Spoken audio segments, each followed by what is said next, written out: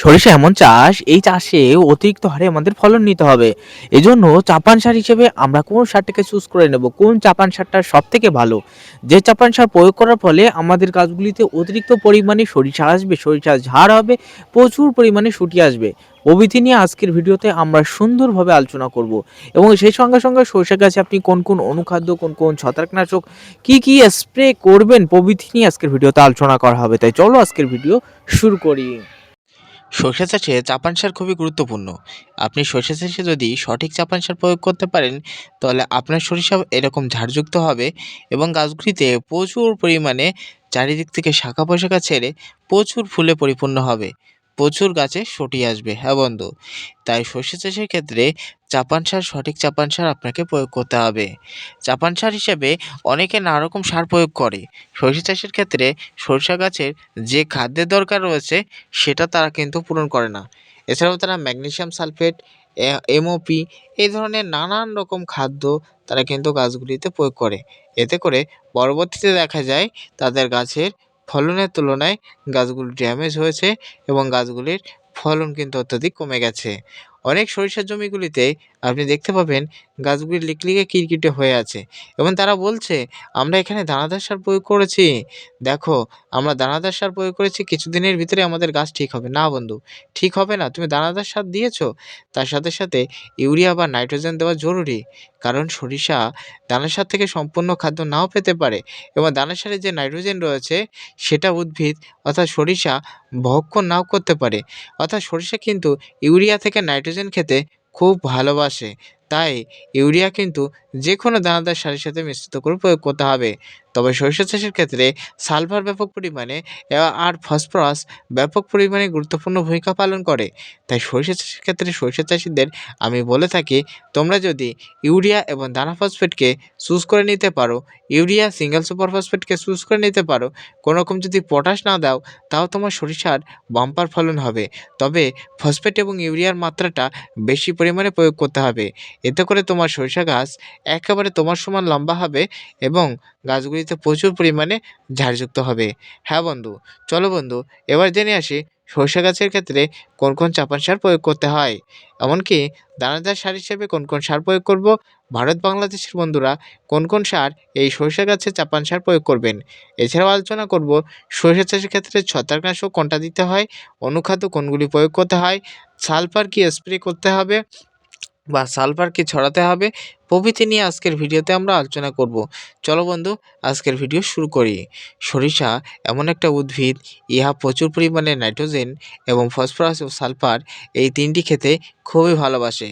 তবে হ্যাঁ, আমরা সরিষা চাষের ক্ষেত্রে সরিষা গাছে ফুল আসার টাইমে আমরা যে গুঁড়ো পাউডার সালফার আমরা যদি সরিষার জমিগুলিতে স্প্রে করি, এতে করে আমাদের সরিষা গাছের মাথা পুড়ে যায় আর কি হয়ে থাকে, পাতাগুলি পুড়ে পুড়েও নষ্ট হয়।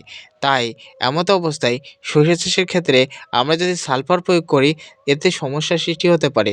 এজন্য আমরা এমন সার চুজ করে নেব যার ভিতরে রয়েছে সালফার। হ্যাঁ বন্ধু, এমন সার রয়েছে যার ভিতরে রয়েছে সালফার। যেমন ১ নাম্বার রয়েছে সিঙ্গেল সুপার ফসফেট। ইহা যদি প্রয়োগ করেন, এর ভিতরে 11% সালফার রয়েছে। আপনি যদি টিএসপি বা দানা ফসফেটকে প্রয়োগ করেন, এর ভিতরে সালফারের পরিমাণ রয়েছে প্রায় 13%। তাহলে বুঝতে পারছো, সালফার এবং ফসফরাসের মিশ্রণে তৈরি করা হয়েছে ফসফেট বা টিএসপি, যেটাকে ফসফেট বলতে বাংলাদেশের বন্ধুরা বাংলা ফসফেট নামে পরিচিত, বাংলা টিএসপি বলে থাকে। কিন্তু বন্ধু, এই ফসফেট এবং টিএসপি দুটোর ভিতরে পার্থক্য রয়েছে। সিঙ্গেল সুপার ফসফেট মানে শুধুমাত্র সিঙ্গেল থাকে, আর ট্রিপল সুপার ফসফেট মানে 3 রকম মিশ্রণ দিয়ে তৈরি হয়। 1 নম্বর অর্থাৎ এই ট্রিপল সুপার ফসফেটের ভিতরে প্রথম অবস্থায় থাকে মেটে কালার। অর্থাৎ একটা সিঙ্গেল সুপার ফসফেটকে আপনি ভিজাবেন, দেখবেন 3 রকম কালার ধীরে ধীরে বার হবে। প্রথম অবস্থায় একেবারে ভেতরের দিকে থাকে মেটে কালার, তার উপরে থাকে সাদা কালার এবং তার একদম উপরে থাকে নীলচে কালার। এইরকম কালার আপনি দেখতে পাবেন।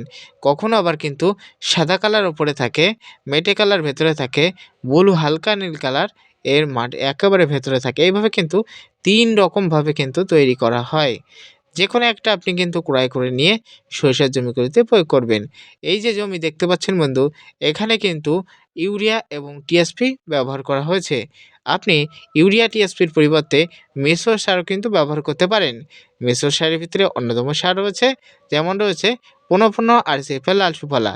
এই লাল সুফলার ভিতরে 15% নাইট্রোজেন, 15% ফসফেট, 15% পটাশ রয়েছে এবং বাদবাকি আপনি যদি ইউরিয়া এর সাথে আলাদা করে অ্যাড করতে পারেন, এতে করে আপনার ফলন আরও দ্বিগুণ বেড়ে যাবে। তার কারণ ১ কেজি ইউরিয়ার ভিতরে রয়েছে ৪৬% নাইট্রোজেন, যা সরষে গাছের ঝাড় করতে এবং গাছের বৃদ্ধি করতে ব্যাপক হারে কাজ করবে। এবং তার পাশাপাশি আমাদের রয়েছে সিঙ্গেল সুপার ফসফেট। এটা কিন্তু আমরা না ব্যবহার করে তার পরিবর্তে আমরা আরসিএফের লাল সুফলা ব্যবহার করছি। এর ভিতরে নাইট্রোজেন, ফসফেট ও পটাশ ৩টি বিদ্যমান, যা সরষে গাছের গতি বাড়াবে, ফল ফুল আনবে এবং সেই সঙ্গে সঙ্গে গাছগুলিকে শক্ত করবে, প্রভৃতি ক্ষেত্রে কাজ করবে। তাই আমরা কিন্তু আরসিএফের লাল সুফলা ব্যবহার করতে পারি। এছাড়াও অনেকে আছে কিন্তু সালফারযুক্ত সার ব্যবহার করতে চায়, তাদের বলবো তোমরা গমরের ১৫-১৫-৯ এটা ব্যবহার করতে পারো। এর ভিতরে ১৫% নাইট্রোজেন, ১৫% ফসফেট, ১৫% পটাশ এবং সেই সঙ্গে সঙ্গে ৯% সালফার রয়েছে, যা আলাদা করে ক্রয় করা লাগবে না।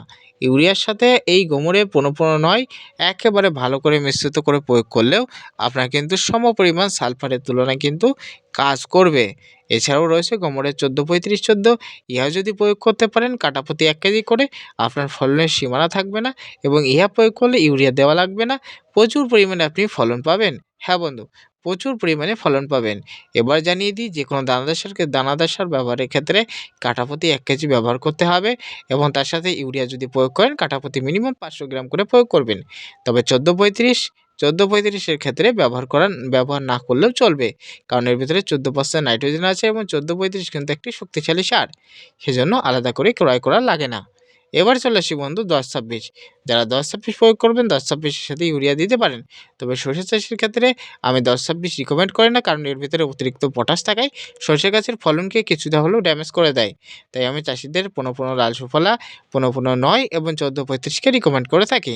তো আমার বাংলাদেশের বন্ধুরা, এই বেঙ্গল মিশ্র সার বা নানা রকম মিশ্র সার আপনারা কিন্তু ইউরিয়ার সাথে মিশ্রিত করে প্রয়োগ করতে পারেন। বা যারা ডিএপি প্রয়োগ করতে পারেন বা ঢ্যাপ প্রয়োগ করবেন, তারা কিন্তু অবশ্যই ঢ্যাপ দেবেন এবং হালকা ইউরিয়া দিয়ে আপনার জমিতে এতে করেও কিন্তু সেম টু সেম পরিমাণে আপনারা কাজ পাবেন। এবার রয়েছে অনুখাদ্য। হ্যাঁ বন্ধু, সরষে চাষের ক্ষেত্রে সরষে গাছে যখন আমাদের শুটি আসা শুরু হয় এবং তার আগে যখন গাছগুলিতে ফুল আসে, সবই ছোট ছোট গাছগুলিতে ফুল আসে, তখন কিন্তু আমরা এখানে অনুখাদ্য, ছত্রাকনাশক, জিঙ্ক এগুলো একসাথে মিশ্রিত করব। তার একটাই কারণ, আমাদের গাছগুলি সরিষা গাছের ক্ষেত্রে সালফার, বোরন এবং সেই সঙ্গে সঙ্গে আমাদের এখানে জিঙ্কের ব্যাপক পরিমাণে দরকার রয়েছে। এবং ছত্রাকনাশক হিসেবে কম দামের ম্যাঙ্কোজেম বা দাইথেন M45 পাউডার এখানে দরকার রয়েছে। তার একটাই কারণ, সরিষা গাছের ক্ষেত্রে সরিষা গাছ ধীরে ধীরে যখন বড় হবে, পাতায় একটা ঝলসানো রোগ দেখতে পাবেন, টিপটিপ রোগ দেখতে পাবেন, পাতা পোড়া পোড়া ভাব দেখতে পাবেন। এর জন্য দাইথেন M45 বা ম্যাঙ্কোজেম পাউডার স্প্রে করে গাছগুলিকে ধুয়ে দিতে হবে। ২ নম্বর আমাদের যেটা করতে হবে, আমাদের এখানে অনুখাদ্য স্প্রে করতে হবে, বিশেষ করে সালফারযুক্ত। অর্থাৎ সালফারযুক্ত যেকোনো অনুখাদ্য ক্রয় করে নেবেন, বাজার থেকে আপনারা পেয়ে যাবেন। অর্থাৎ ৫০ থেকে ৬০ টাকার ভিতরে আপনারা ফাইল পেয়ে যাবেন বা ৭০-৮০ টাকা এরকম নেবে, একটা সালফার ক্রয় করে নেবেন। কারণ সরিষার ঝাঁজ এবং সরিষার গঠন, সরিষার দানা মোটা প্রভৃতি ক্ষেত্রে সালফার গুরুত্বপূর্ণ ভূমিকা পালন করে। তবে অবশ্যই কিন্তু আমি চাষীদের রিকমেন্ড করে থাকি, তোমরা যদি আলাদা করে সালফার না ক্রয় করতে চাও, তাহলে আমি রিকমেন্ড করব, একটি অনুখাদ্য রয়েছে যার নাম হলো টাটা কোম্পানির সারপ্লাস, সরি, যার নাম হলো মহাজিঙ্ক। এই মহাজিঙ্কের ভিতরে রয়েছে জিঙ্ক রয়েছে ৩৩% এবং সালফার রয়েছে ১৩%। ঠিক আছে? যা কিন্তু ইহা কিন্তু সালফারের ঘাটতিও কিন্তু পূরণ করবে। এবং বোরন, এই বোরনের ঘাটতির জন্য তোমরা আলাদা করে বোরনও ক্রয় করতে পারো, অথবা তোমরা টাটা কোম্পানির সারপ্লাস ক্রয় করতে পারো। এর ভিতরে জিঙ্ক, বোরন এবং ম্যাগনেসিয়াম রয়েছে। বাদবাকি উপাদান না থাকায় আমি এর সাথে মহাজিঙ্কটা অ্যাড করেছি। অ্যাড করে কিন্তু আমি আমার সরিষার জমিতে স্প্রে করেছি। তোমরা অ্যাকচুয়ালি আমি রিকমেন্ড করব, একটা জিঙ্ক ক্রয় করে নেবে, তার সাথে একটা বোরন ক্রয় করে নেবে এবং ১ প্যাকেট একটা সালফার ক্রয় করে নেবে। ৩ টে ক্রয় করবে, অথবা দোকানে গিয়ে বলবে জিঙ্ক, বোরন, সালফারযুক্ত যেকোনো অনুখাদ্য দাও। ১১০ থেকে ১৫ টাকার ভিতরে আপনি পেয়ে যাবেন। সেটা নিয়ে সরিষা গাছে স্প্রে করে দেবেন। ব্যাপক পরিমাণে কাজ করবে এবং ব্যাপক কিন্তু সরিষার ফলন দেবে।